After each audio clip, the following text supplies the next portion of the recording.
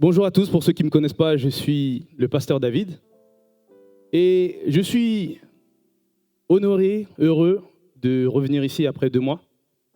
2 mois où j'ai pu observer, 2 mois où j'ai pu apprendre, que j'ai pu comprendre, et je veux vraiment laisser le Saint-Esprit parler aujourd'hui à ma place. Seigneur, je te remets ce temps entre tes mains, Seigneur, tu as préparé les cœurs. Merci Seigneur parce que ce n'est pas un hasard, Seigneur, si ton invité, Seigneur, est là aujourd'hui. Merci Seigneur parce que tu as voulu, Seigneur, que ce temps soit comme celui-là. Et je te demande simplement de prendre toute la place. Au nom de Jésus, Amen. Pour vous introduire un petit peu ce dans quoi j'étais, et j'ai dit déjà tout à l'heure, et d'ailleurs je remercie tout le culte, quand on dit le culte est un repas complet, et c'est une vérité. Et je me suis fait spoiler par tous les jeunes. Donc déjà les jeunes, je vous félicite parce que vraiment, on est connecté avec le Saint-Esprit. Il y avait le même esprit. On a parlé directement de temps. C'est Josué qui a commencé et qui a parlé du temps de Dieu.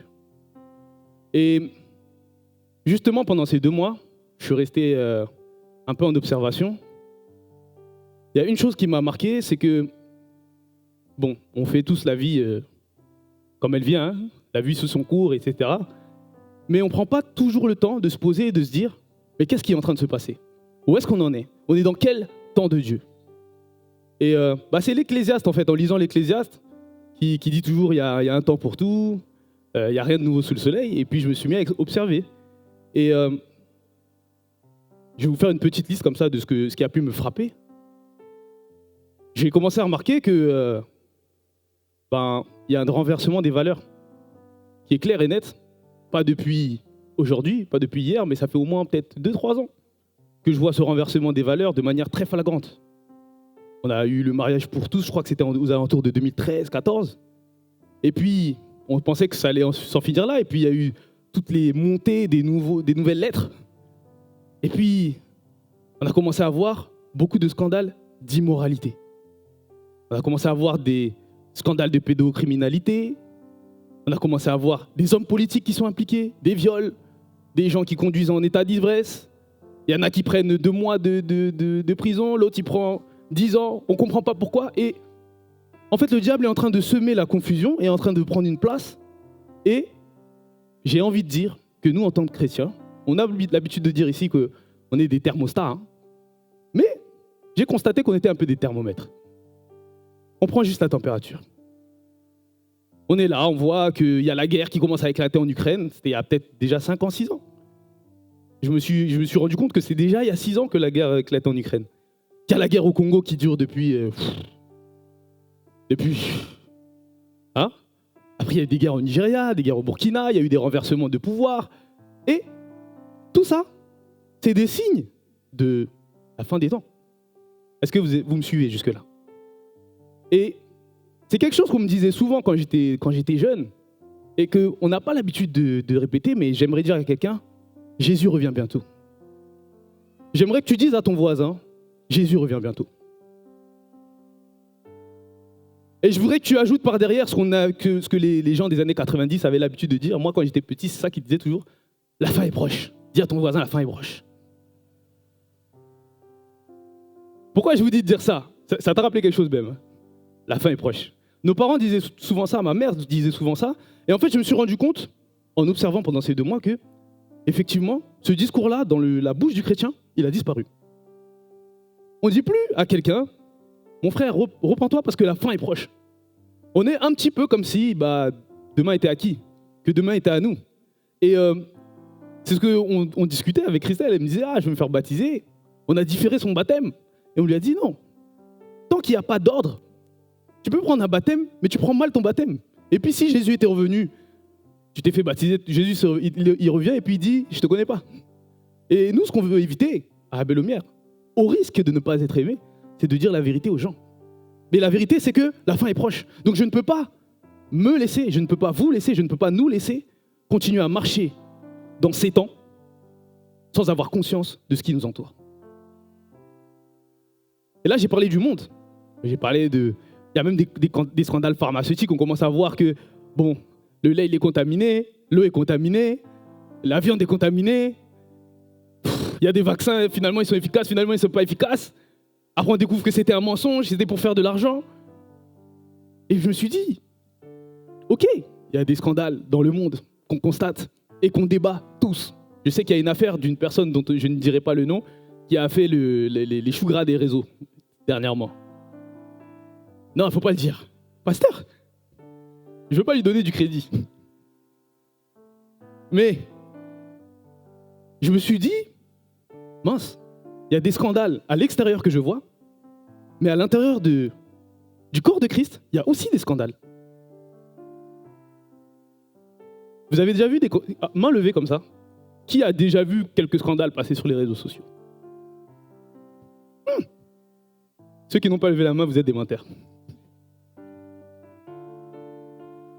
On voit que une personne qui a composé une louange par l'aide du Saint-Esprit, eh ben, on va voir dans un mois, ah non, lui aussi, il a violé une fille, il a fait ça. Oh non, lui, il a une vie, il est de mauvais témoignages. Oh non, le pasteur là-bas, il a volé l'argent. Oh non. Et ça fait les choux gras de l'Église. Ça fait les choux gras de l'Église. Les scandales. Et qu'est-ce que le chrétien, il fait? Il ne se responsabilise pas. Le chrétien, il se fâche. Il se fâche comme si, lui, le chrétien, il n'était pas source de scandale. Comme si, lui, il pouvait rester caché. Je vais commencer du coup par lire directement un petit verset. C'est Jésus qui dit ça dans Matthieu.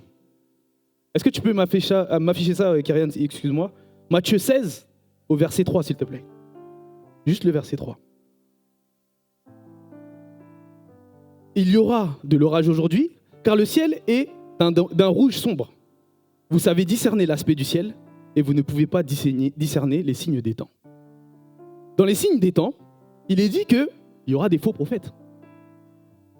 Il est dit qu'il y aura le renversement des valeurs. Pourtant, on continue à marcher comme si de rien n'était. Comme si la fin du temps n'était pas proche. Et du coup, je me suis mis à lire Ecclésiaste, que je vais lire rapidement, Ecclésiaste 3. Je vais juste lire les 11 premiers versets. Et je vais vous le laisser comme ça. On va tous avancer dans la méditation. Ecclésiaste 3, s'il te plaît. Il y a un temps pour tout, un temps pour toute chose sous les cieux. Un temps pour naître, un temps pour mourir, un temps pour planter, un temps pour mourir, un temps pour planter, un temps pour arracher ce qui a été planté, un temps pour arracher ce qui a été planté. Je m'arrête juste là 30 secondes. Le pasteur, il nous a rappelé, en début d'année, là, il y a déjà deux messages. Hein. Et puis, même le pasteur Dany, qui n'est pas là au Congo, qu'on salue d'ailleurs, s'il nous voit, a rappelé qu'il fallait qu'on soit des sacrifices vivants. Qu'il fallait qu'on marche dans la sanctification. Et qu'il fallait qu'on arrête de juste parler, de se trouver des excuses, mais de commencer à avancer. Et puis il nous a donné quelques points, quelques clés, pour arracher ce qui a été planté, les mauvaises semences.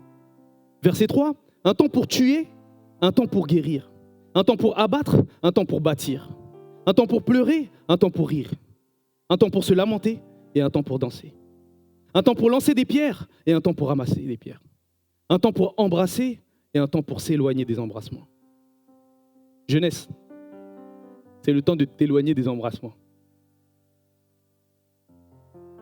Pour ceux qui ne sont pas mariés, qui sont moins jeunes, c'est le temps de vous éloigner des embrassements. Parce que embrassement emmène à... Ah, vous voulez pas dire. Moi, je veux vous le dire. L'embrassement, il emmène à l'impudicité. Elle l'a dit tout à l'heure. Je vous encourage à vous mettre à part pour Dieu. Il est temps, parce que la fin est proche. Un temps pour chercher et un temps pour perdre. Je disais tout à l'heure, celui qui veut sauver sa vie la perdra. Combien de fois, combien de temps on est proche de ce qui nous fait plaisir? Elle le disait tout à l'heure, quand on pêche, ça nous fait plaisir. Quand on mène tel style de vie, ça nous fait plaisir. Quand on est en concubinage, ça nous fait plaisir. Quand on retarde le mariage et on réveille l'amour avant l'heure chez quelqu'un, ça nous fait plaisir. Mais c'est le temps de perdre ça. Quand on est dans une église et qu'on entend un scandale, c'est le temps de perdre la médisance, de faire mourir la médisance. Et de plutôt pleurer et de supplier le Seigneur de ne pas nous frapper de son courroux. Verset 7. Un temps pour déchirer et un temps pour coudre. Un temps pour se taire et un temps pour parler. Je disais à un de mes frères récemment que pendant la grossesse d'Élodie, j'ai appris à choisir mes combats. C'était quelque chose que je ne savais pas faire. Je parlais. Quand il y avait quelque chose qui m'agaçait, je parlais. Et en fait, je me suis rendu compte qu'avec les travaux, le déménagement, et puis elle est enceinte, et puis elle n'est pas au courant que ses hormones jouent des tours sur elle. Donc j'ai des débats avec elle, mais je sais très bien que ça ne va me mener à rien à part du mauvais. Et j'ai appris à choisir mes combats, j'ai appris à me taire. Et un des constats que je faisais, c'est que l'Église était attaquée justement parce que, à cause de l'ego, les gens refusent de se taire. On a des troubles dans les familles, on a des troubles dans les couples, parce que les gens refusent de se taire et de combattre le bon combat. Les gens ne regardent plus aux esprits derrière, ils regardent à la chair et au sang. Alors que le Seigneur nous dit, ne regardez pas à la chair et au sang, mais aux esprits qui sont derrière. On fait que de tomber dans les mêmes panneaux. Et il est temps de commencer à discerner. Verset 8, un temps pour aimer, un temps pour haïr, un temps pour la guerre et un temps pour la paix. Quel avantage celui qui travaille retire-t-il de sa peine? J'ai vu à quelle occupation Dieu soumet les fils de l'homme. Il fait toutes choses bonnes en son temps. Même, il a mis dans le cœur de l'homme la pensée de l'éternité, bien que l'homme ne puisse pas saisir l'œuvre que Dieu fait, du commencement jusqu'à la fin. Et je vais m'en arrêter là, pour Ecclésiaste. Et du coup, tous ces temps, ces différents temps, il y a un temps pour tout, il y a un temps pour faire ci, ça m'a donné 2-3 pistes de réflexion que je vais vous laisser, comme d'habitude. Il y a un temps pour changer, un temps pour être drastique, un temps pour s'écarter, un temps pour décider. Il y a un temps pour réfléchir, il y a un temps pour obéir, il y a un temps pour mourir. Et je me suis posé la question, en fait, mourir, c'est quoi? Et il y a une analogie qu'on a l'habitude de faire, c'est dire que l'obscurité, ça n'existe pas. L'obscurité, c'est l'absence de lumière. Et en fait, la mort, c'est l'absence de vie. Qu'est-ce que tu fais vivre en toi qui t'éloigne de la présence de Dieu? Question. Est-ce que c'est la dépression que tu laisses vivre en toi, que tu ne te positionnes pas? Est-ce que c'est, comme ma sœur la disait, l'impudicité? Est-ce que c'est les mauvaises compagnies? Est-ce que c'est le mensonge? Est-ce que c'est la procrastination? Je ne fais jamais tout de suite ce que Dieu m'a demandé de faire. Je me dis toujours que j'aurai le temps la semaine prochaine. Qu'est-ce que je nourris? À quoi je donne vie en moi qui fait que je suis éloigné de la face de Dieu? Il est temps que tu fasses mourir ces choses-là.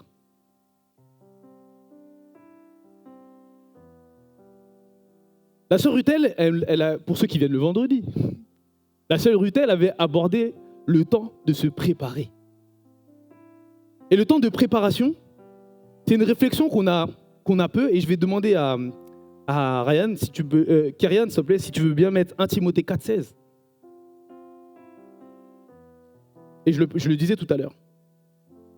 Veille sur toi-même et sur ton enseignement, persévère dans ces choses, car en agissant ainsi, tu te sauveras toi-même, tu sauveras ceux qui t'écoutent.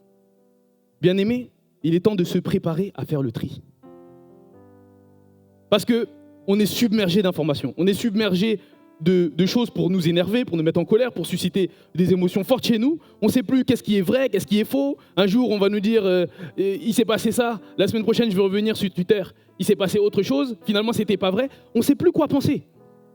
Il y a quelqu'un qui m'a envoyé hier, quelqu'un qui est très instruit, qui m'a envoyé hier une vidéo de musulmans qui disait bon, si Jésus est Dieu, pourquoi il a dit qu'il y a seul le Père qui sait, etc. Et en fait, ça a remis sa foi en question. Je lui ai dit, mais mon frangin, combien de temps tu vas rester au lait? On a déjà vu ça l'année dernière, l'année d'avant. Combien de temps je vais te tenir la main pour que tu puisses commencer à avancer avec une foi affirmée, une foi ferme? Arrête de te faire trimballer par tous vents et marées. Normalement, ta foi, ta vie, elle est bâtie sur le roc. Et le roc, c'est la parole de Dieu. C'est pour ça que le Seigneur, il dit, veille sur toi-même et sur ton enseignement. On prend tellement ces conseils-là à la légère. Et c'est pour ça qu'on se retrouve toujours dans les mêmes schémas de pensée, dans les mêmes doutes. À chaque fois qu'on vient ici, à l'église, on est dans la machine à laver, on ressort, on a peut-être la joie, et on retourne dehors et on a oublié les enseignements. Et on retombe dans ce dont Dieu nous avait libérés à la base. Qu'est-ce que la présence de Dieu chez toi produit? Est-ce que Dieu est vraiment présent en toi? J'ai un un économiste que je suis comme ça, il s'appelle Charles Gave. Et il disait, quand on lui demandait de parler de sa jeunesse, il disait la chose la plus importante qu'on m'a appris, c'est dire non. C'est une chose que le pasteur aborde toujours et il dit, on n'apprend jamais à un bébé à dire non. Moi, maintenant que j'ai un enfant, je le vois. Il commence à avoir ses prémices de... Alors qu'il est tout petit. Il refuse. Je lui mets la tétine, il jette la tétine. Il me fait comprendre que j'ai pas besoin. Et c'est pourtant une chose qui est tellement basique, tellement banale, qu'on oublie de faire, de continuer à dire non, qu'on arrive à faire des choses qui sont abominables. Et je me suis posé la question en faisant une digression, en me disant, bon, est-ce qu'une personne qui arrive à un meurtre, elle y est arrivée comme ça? Est-ce qu'il n'y a pas quelque chose qui a nourri ce truc-là? Est-ce qu'il n'y avait pas un petit goût pour la violence? Est-ce qu'il n'y avait pas un petit truc qui a été cultivé jusqu'au bout, qui fait qu'il est arrivé à un niveau que même lui, il ne s'y attendait pas? Et on l'a vécu dans cette église. On a vécu des moments où on est arrivé à un niveau dont on ne s'attendait pas. On a vécu le mensonge dans cette église. On est arrivé à un niveau dont on ne s'attendait pas. On se regardait tous, on se disait bonjour, mais on ne savait pas que la mort était dans le pot. Et à un moment donné, il faut savoir apprendre à dire non. Dis à ton frère, apprends à dire non. Non, dis-lui encore, parce qu'il n'a pas bien compris. Il faut apprendre à dire non.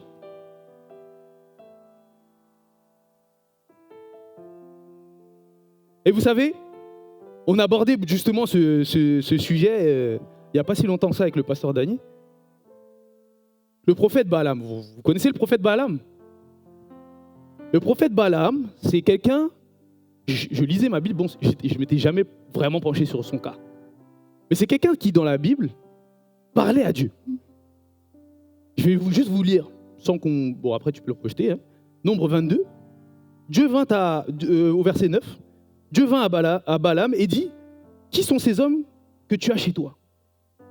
Au verset 12, il est dit, Dieu dit à Balaam, « Tu n'iras point avec eux, tu maudiras point ce peuple, car il est béni. » Au verset 12, il dit, Dieu vint à Balaam pendant la nuit et lui dit, « Puisque ces hommes sont venus pour t'appeler, lève-toi, va avec eux, mais tu feras ce que je te dirai. » En fait, Balaam, c'est un prophète. Je ne vous ai pas donné le contexte, hein, mais c'est un prophète à qui Dieu parlait. Et si vous lisez cette histoire, je ne vous spoil pas, je vous donne juste le goût d'aller dans Nombre pour regarder à quoi font référence ces versets. Si vous regardez la vie du prophète Balaam, en fait, le prophète Balaam, il avait un petit attrait pour l'argent. Mais c'était quelqu'un qui parlait directement à Dieu. Et en fait, quand je lis Nombre, je ne comprends pas que Balaam n'est pas dans la volonté de Dieu. Même si c'est la personne que Dieu utilise, même si c'est la personne à qui Dieu parle, il n'est pas dans la volonté de Dieu. Et trop de fois, on se fait embarquer. On suit des hommes, on suit des personnes. Peut-être que même nous, on se suit nous-mêmes. On se pense dans la volonté de Dieu parce que Dieu nous parle. Mais on n'est pas dans la volonté de Dieu. Bien aimé, j'ai envie de te dire, et ça a été dit aujourd'hui, le Seigneur, il n'utilise pas des personnes extraordinaires. Il utilise des personnes ordinaires. J'ai envie de te dire, bien aimé, que si dans ton cœur, tu as conçu l'iniquité, et on l'a rappelé vendredi, c'est la mort qui t'attend. Même si Dieu te parle, hein, parce que Dieu te cherche jusqu'à ton dernier souffle. Mais même si Dieu te parle, même si tu vois la présence de Dieu dans ta vie, attention. Parce que peut-être dans ton cœur, il y a quelque chose qui va t'emmener loin de la présence de Dieu.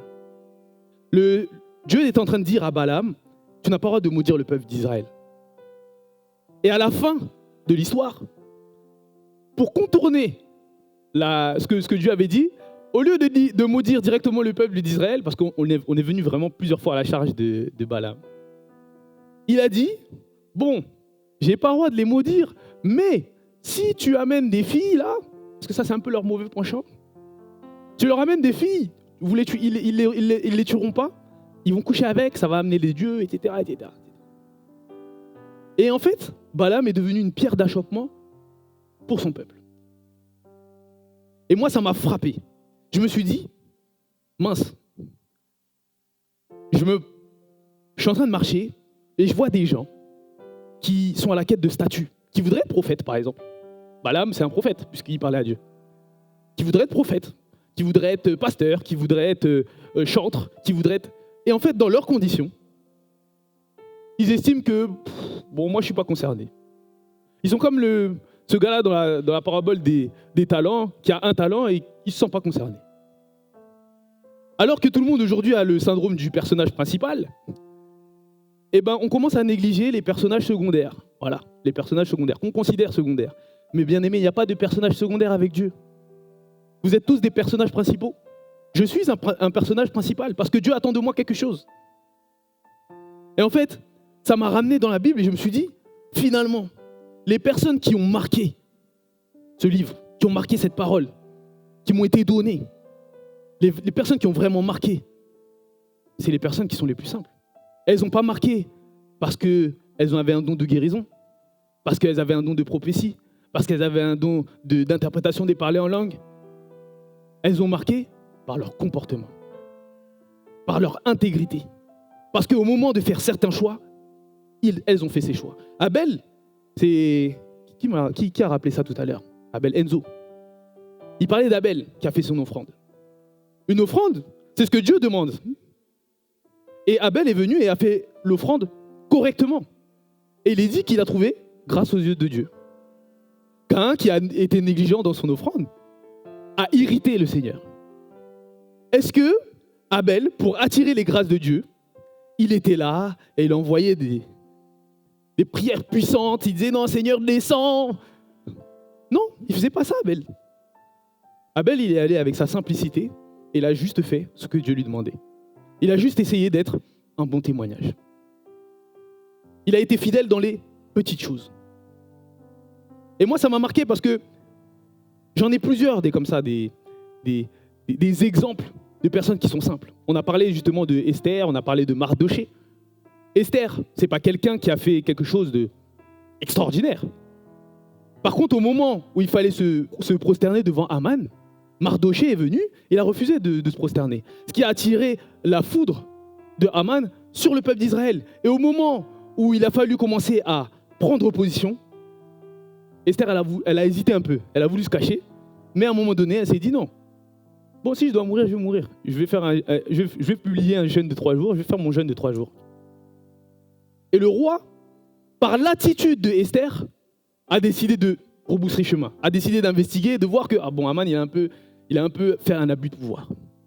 C'est la même chose pour Shadrach, Meshach et Abednego dont on parle depuis quelques semaines. Je me suis dit, encore Daniel, il a interprété des rêves, etc., etc. Mais Shadrach, Meshach et Abednego, pourquoi on les a retenus? Pour leur conviction, pour leur détermination. Ces gars-là, ils ont été extraordinaires, ils ont vécu l'extraordinaire de Dieu dans leur ordinaire. Au moment où ils ont refusé, ils sont allés dans le feu là, ils étaient prêts à mourir pour les convictions qu'ils avaient. Mais le Seigneur leur a fait grâce et c'est devenu un témoignage pour les autres. Bien aimé, le miracle n'est pas du tout un signe de la présence de Dieu et j'arrête pas de vous le dire. C'est juste un signe. Mais le plus grand des miracles, c'est ce qui s'est passé ce matin. C'est une personne qui donne sa vie à Christ. Une personne qui a été impactée. Et elle l'a dit, elle n'est pas arrivée comme ça. Dieu a mis des gens sur sa route. Ça a pavé son chemin. Elle s'est même égarée, elle l'a dit. Elle s'est même convertie. Mais elle est revenue dans le droit chemin. Pourquoi? Parce qu'il y a eu des gens qui ont assumé ce rôle. D'être des témoins. Il y a des gens qui, même dans leur propre combat personnel, puisqu'on a tous des combats, qui ont décidé de dire non, mon rôle à moi, c'est de te dire, écoute, je ne suis pas meilleur que toi, viens à l'église seulement. Tu vas voir, Dieu va te toucher, mon Dieu, il est réel. On n'est pas encore arrivé, mais on va y arriver ensemble. C'est ça le plus grand des miracles. Et je pense que ce miracle-là, il est à la portée de tous. Est-ce que vous, même à main levée, parce que j'aime bien les mains levées, parce que c'est des engagements qu'on prend à Dieu. Quand on est passé par les eaux du baptême, on s'est engagé à faire de toutes les nations des disciples.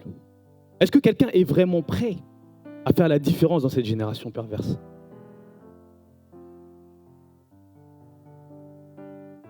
Et il y a peu d'appelés. Et il y a beaucoup d'appelés, mais il y a peu d'élus. Si tu as levé ta main, c'est déjà bien. Parce que là, tu prends une direction.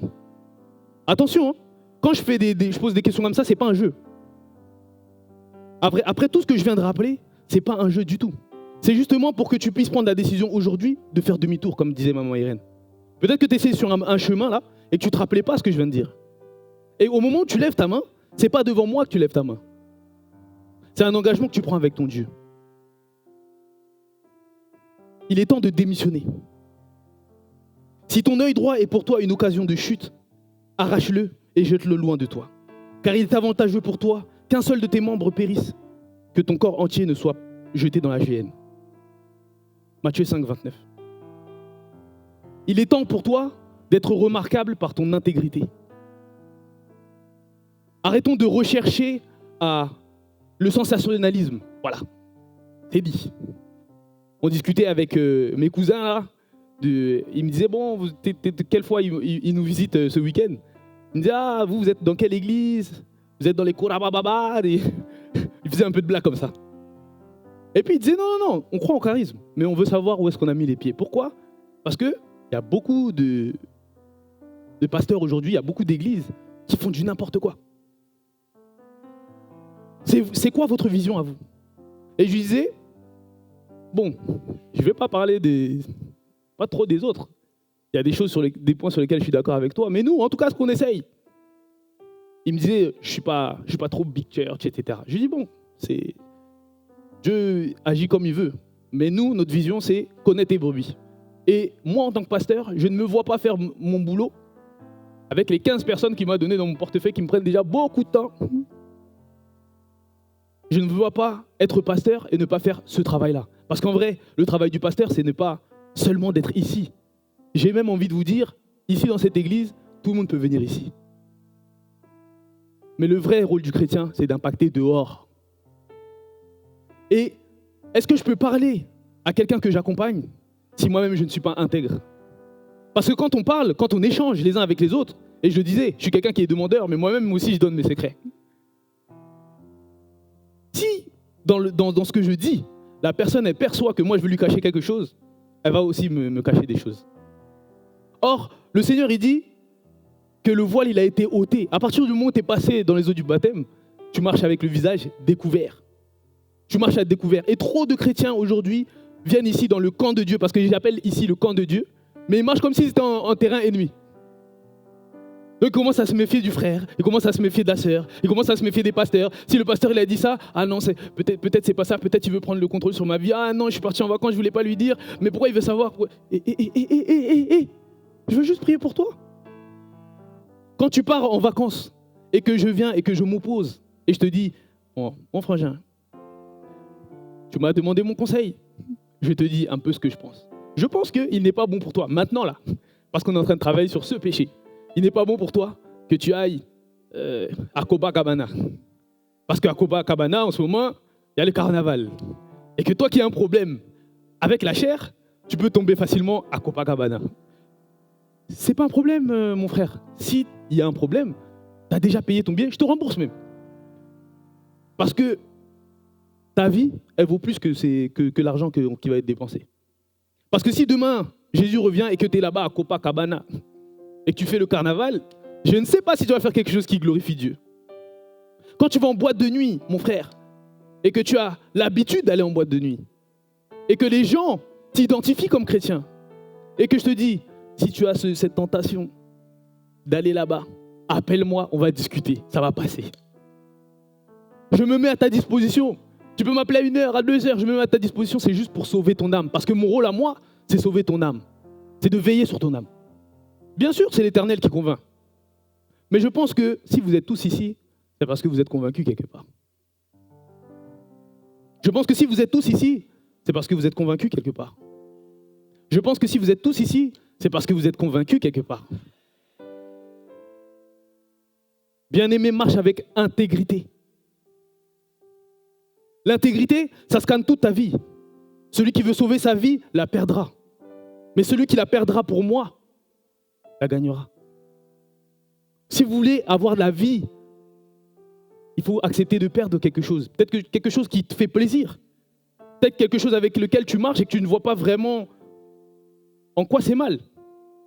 Mais tu as des gens qui sont autour de toi. Tu as d'autres témoins sur qui tu es censé prendre exemple, qui eux ont mis ce truc-là à part.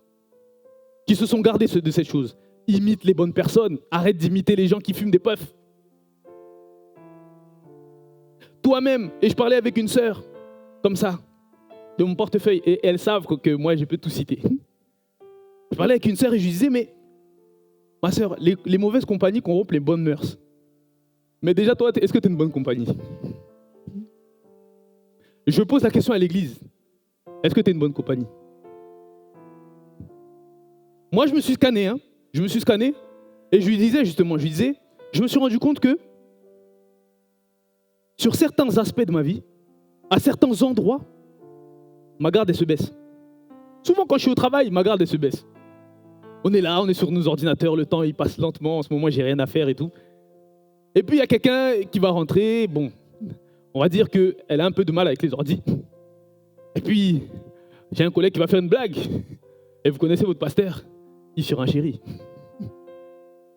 Et en fait, je me suis rendu compte qu'il y a certaines choses que je cultive d'avant, à quoi je donne la vie, qui ne sont pas mortes en moi. Parce que je prends plaisir, parce que pour moi, c'est de la rigolade, entre guillemets. Mais quand le Seigneur, il scanne, quand il zoome, quand il met la lumière, comme je disais avant, normalement, tu dois faire demi-tour. Normalement, les gars qui sont à côté de toi, ils doivent savoir qu'il y a certaines blagues qu'il ne faut pas faire avec toi. Je vous ai donné un truc qui est très très anodin, mais qui est ô combien le quotidien de tout un chacun ici. Quand on rejoint une sœur, quand on rejoint un frère, et que, même si c'est une personne de l'église, le sujet, c'est dire du mal de l'église, avec un grand E, sache que cette personne est une mauvaise compagnie. Et il faut lui dire. Il faut lui dire, mon frère, je ne sais pas si quand on a cette conversation, ça nous élève l'esprit vers Dieu. Je ne sais pas. Est-ce que ça vous est déjà arrivé d'avoir ce genre de conversation avec quelqu'un? Encore une fois, je me mets à nu, ça m'est déjà arrivé. Moi le premier. Merci mon frère. Pourquoi je fais toujours lever la main? C'est juste pour reconnaître. Quand vous faites ça, vous demandez pardon. Je disais, il est temps d'être remarquable. Et il y a un chant qui m'a gacé un peu en ce moment. C'est le chant, il dit, le pont, c'est ma saison, je ne me rappelle plus. C'est ma saison. Bon, la saison quoi. Il m'a gacé, pourquoi ce chant-là? Parce que je me suis rendu compte que de la manière dont on le chantait, on n'avait pas la bonne posture. Le Seigneur, il nous appelle d'aller de gloire en gloire. Ça veut dire que ces gloires-là, bon, la victoire est déjà remportée, mais je suis censé le vivre tous les jours. Pourquoi on parle de saison? La saison, c'est en fait quand je passe par les eaux du baptême jusqu'à ma mort, c'est ça la saison. Pourquoi on parle de c'est ma saison? Ça veut dire qu'en fait, quand il m'arrive quelque chose que moi, j'apprécie pas, c'est pas ma saison. Alors que, je l'ai dit tout à l'heure, Dieu fait toutes choses bonnes en son temps. C'est-à-dire que s'il te fait passer par un temps où il est en train de travailler sur toi, travailler ton cœur, travailler ta patience. Toi, t'es un mec, t'es à fond dedans et tout. Moi, pas trop.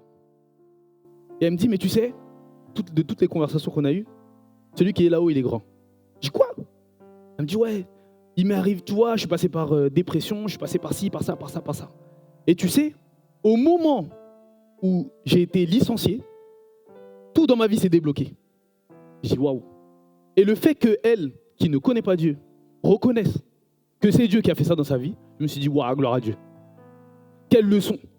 Et je dis, mais ma sœur, comment ça s'est passé? Elle me dit, non, ça fait peut-être 1 an, 2 ans que je suis dans une dépression, on me maltraite, on m'a faussement accusé, on m'a fait ci, on m'a fait ça, mais j'ai décidé de garder la bonne attitude.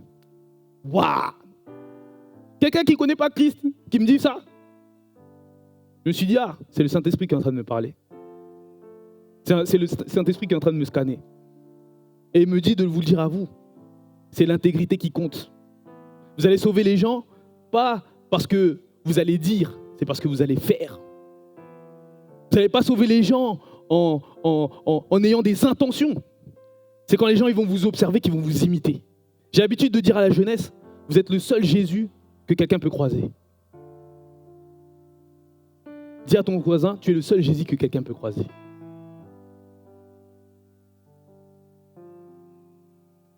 Prends conscience de ton rôle.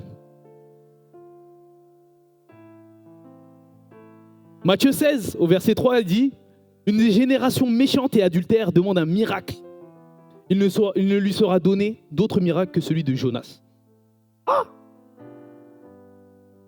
Une génération perverse demandent un miracle. Pour moi, les gens qui demandent des miracles, ça veut dire que potentiellement, ils font déjà partie du peuple de Dieu. Mais on parle de la génération perverse et méchante. Et il ne leur sera donné que le miracle de Jonas. Le miracle de Jonas, c'est quoi? C'est quand il a passé un bon temps dans la baleine, là. Quand il a cru qu'il allait mourir. Quand il a fait des tempêtes, etc. Sachez que la méchanceté ne peut pas produire la bonté, les gars. La méchanceté ne peut pas produire la bonté. Si, quand tu te scannes, tu regardes ton cœur et que tu vois qu'il y a de la méchanceté, reviens à Dieu, demande pardon. Comme Jonas, reconnais et va là où il t'a envoyé.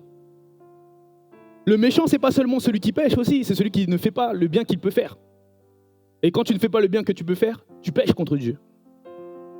Quand tu refuses imaginons que tu aies du temps, un petit peu de temps, et que ce temps-là, à chaque fois que tu as un peu de temps libre, tu regardes Netflix, etc. Et puis quand la sœur Laetitia elle vient ici, elle dit « On a besoin de bras pour la banque alimentaire. » Et toi, pile, le lundi, t'as pas cours. Pile, ce lundi-là, ton entreprise, elle décide de dire c'est férié, il y a une fête de je sais pas quoi. Et ce temps-là, au lieu de l'allouer à faire du bien à l'autre, tu te fais du bien à toi-même. Si tu reproduis constamment ce genre de comportement, Dieu ne peut pas te reconnaître en tant que son serviteur. Dieu ne peut pas te reconnaître en tant que son serviteur. Le plus grand exemple que j'ai, c'est celui de Joseph. Et je vais m'arrêter sur celui-là. L'exemple de Joseph, je le prends souvent quand je suis en méditation. Parce qu'en fait, Joseph, ça me frappait. Et justement, je vous disais que c'est dans l'ordinaire que ce mec-là, il est grand. Quand j'étais plus jeune, j'appelais Joseph le roi des rêves. Parce que j'avais vu le dessin animé qui s'appelait comme ça. Et je pensais vraiment que ce gars-là, il rêvait tout le temps, qu'il avait toujours des songes. Et puis quand j'ai lu ma Bible, j'ai commencé à scanner et je me suis dit, bon, c'est vrai qu'au début de l'histoire, il fait 1 ou 2 fois le même songe. À la fin, il interprète un songe ou 2. Mais en vrai de vrai, qu'est-ce qui est surprenant chez Joseph? La fidélité dans les petites choses. Qu'est-ce qui est frappant chez Joseph? Son intégrité. Au moment où Joseph est vendu par ses frères, emmené en Égypte en tant qu'esclave, quand il arrive dans la maison, à cause de son intégrité, il trouve grâce aux yeux de Potiphar. Et il est dit, l'Éternel fut avec lui. Il a été élevé, on lui a tout confié dans la maison de Potiphar, et il a été tenté, en cachette par la femme de Potiphar. Vous connaissez tous l'histoire. Il a refusé. On l'a jeté en prison.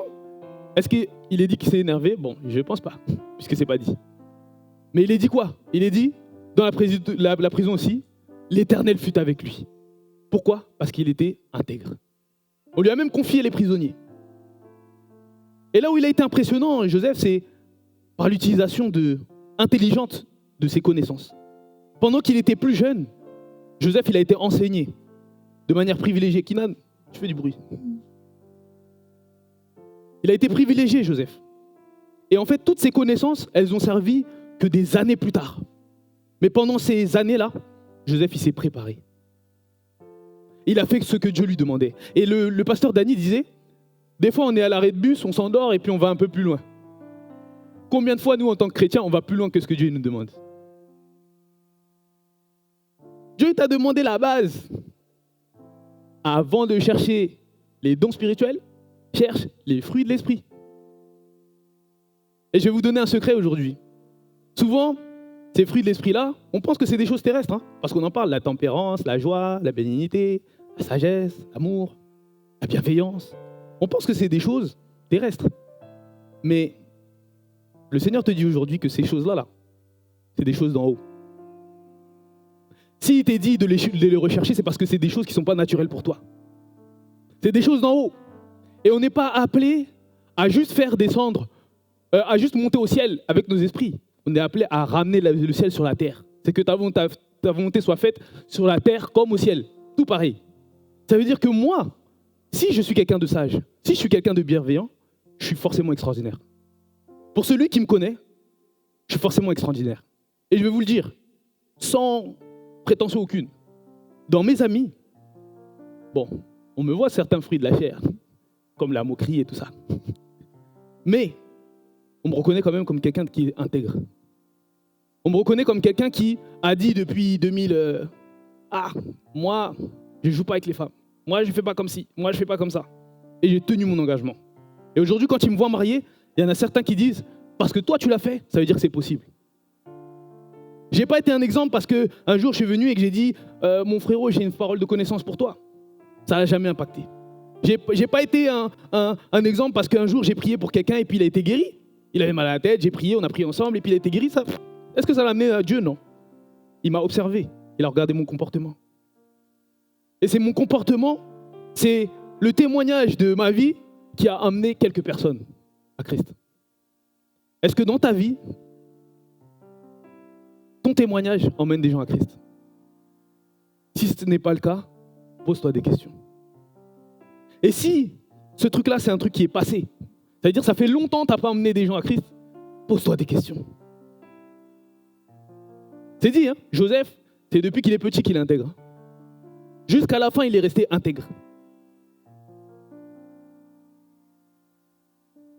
Il y a un dernier exemple que je vais prendre, c'est le Saint-Esprit qui me dit ça fortement. Quand on lit l'histoire de Joseph, il y a un chapitre qui n'a rien à... Enfin, il arrive comme ça. C'est juste après que Joseph, il a été vendu en tant que marchand d'esclaves. Il y a un chapitre qui est destiné à Judas et qui montre la vie de Judas. Et je vous assure que ce chapitre-là, il finit d'une manière vraiment sans conclusion, sans rien. Et c'est là où on voit les premières masturbations, les premières personnes qui... un papa qui couche avec la fille, avec la femme de son fils qui est mort. Des abominations. Et en fait, si le Seigneur, il met une parenthèse sur un personnage secondaire à tes yeux, Belle-Lumière, regarde. Parce que ça, c'est une manière de Dieu de te prévenir. Joseph, c'est quelqu'un qui est grand. Hein. Mais moi, mon attention, elle a été attirée par ce moment-là. Si le Seigneur, il met ça à cet endroit-là, dans la vie de Joseph, c'est justement pour que je puisse faire la comparaison. C'est pour me montrer que, oui, dans sa famille à lui, ça a été l'exemple. Et il y a des gens qui se sont vautrés dans le péché. Je vais demander à quelqu'un qui se sent concerné par ce message, simplement de se lever.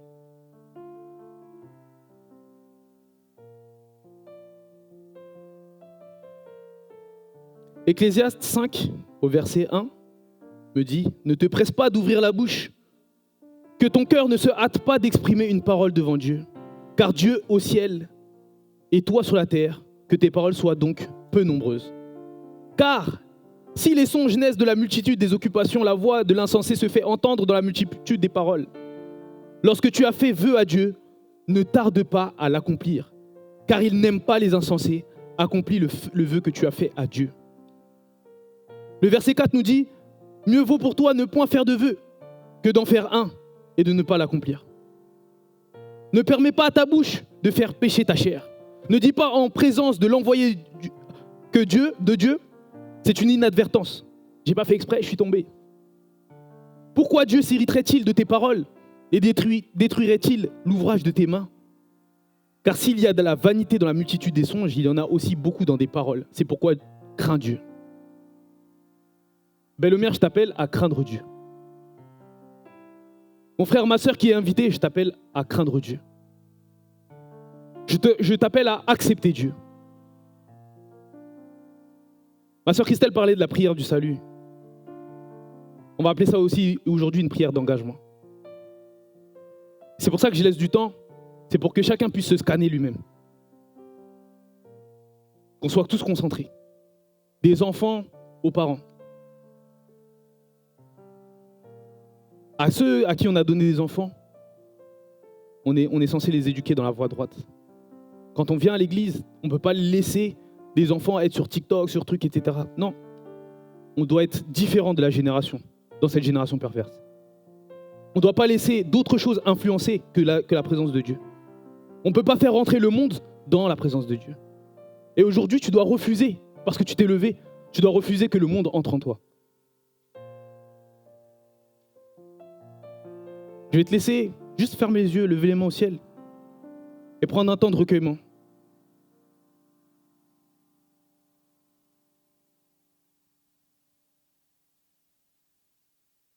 Le Seigneur dit, si vous entendez ma voix, n'endurcissez pas votre cœur.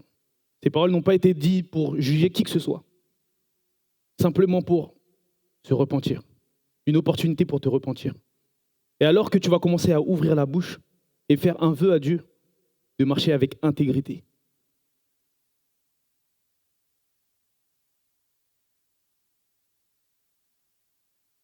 À ma suite, vous allez exprimer vos propres engagements à Dieu. Seigneur, je me viens simplement tel que je suis. Je me présente, Seigneur, pour être un adorateur en esprit et en vérité. Je ne veux plus, Seigneur, faire des compromis, Seigneur. Je ne veux plus marcher, Seigneur, dans ce monde sans t'attendre, Seigneur. Sans marcher à ta suite. Sans attendre ton retour, Seigneur, parce que la fin est proche. Seigneur, je te recommande ma vie, Seigneur, et je te demande pardon, Seigneur, pour toutes mes fautes. Pardon, Seigneur, pour toutes les fois où je me suis souillé en parole, en pensée et en acte. Pardon, Seigneur, pour toutes ces fois, Seigneur, où je n'ai pas choisi de te suivre, Seigneur. Où je me suis privilégié moi-même, Seigneur, où j'ai préservé ma vie, Seigneur. Je sais, Seigneur, que j'ai du prix à tes yeux. Seigneur, je sais que tu me veux tout entier, Seigneur, et je te demande pardon, Seigneur, parce que il a été difficile pour moi jusqu'à présent, Seigneur, de tenir ma parole, Seigneur. Tu m'as rappelé, Seigneur, précédemment que ma parole, ma bouche était ta bouche. Seigneur, veille sur ma bouche. Seigneur, veille sur mon âme, Seigneur. Veille sur le siège de mes pensées, Seigneur, qui est mon cœur. Je te demande simplement, Seigneur, de scanner, Seigneur, toutes les personnes, Seigneur, qui sont en train d'élever, Seigneur, une prière vers toi. Qui, comme moi, Seigneur, reconnaissent, Seigneur, que sans toi, nous ne pouvons rien. Qui reconnaissent, Seigneur, que sans toi, Seigneur, notre vie n'a pas de sens, Seigneur. Que sans toi, Seigneur, notre vie n'existe pas. Et que nous courons vers la mort, Seigneur. Alors, Seigneur, que tu nous relèves ce matin.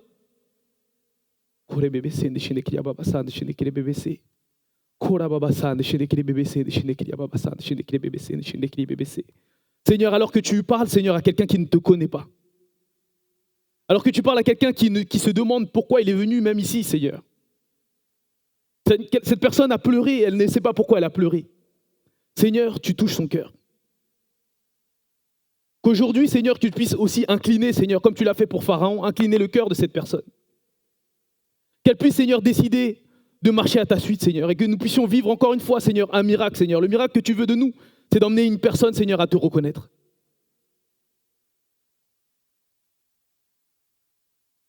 Seigneur, ces paroles, Seigneur, qui ont été dites, Seigneur, je te demande, Seigneur, qu'elles puissent produire du fruit, Seigneur. Produire du fruit, Seigneur. Être planté, Seigneur, et arrosé, Seigneur, par chacun, Seigneur, personnellement, Seigneur. Que ce message, Seigneur, ne puisse pas être jeté, Seigneur, parce que en 2026, Seigneur, nous aurons besoin de toi, Seigneur. Donne-nous, Seigneur, de pouvoir être concentrés. Donne-nous, Seigneur, de pouvoir être déterminés, de pouvoir passer du temps dans la parole, Seigneur, comme il a été dit, Seigneur. Donne-nous, Seigneur, de pouvoir nous reposer, Seigneur, sur cette main, Seigneur, ce que tu nous as donné dans notre main, qui est la disponibilité, Seigneur. Donne-nous d'être disponibles pour toi, Seigneur, de te choisir, Seigneur. Parce qu'un jour dans tes parvis, Seigneur, vaut mieux que mille ailleurs, Seigneur. Donne-nous de vivre ces paroles, Seigneur. C'est dans le nom de Jésus que j'ai ainsi prié. Amen.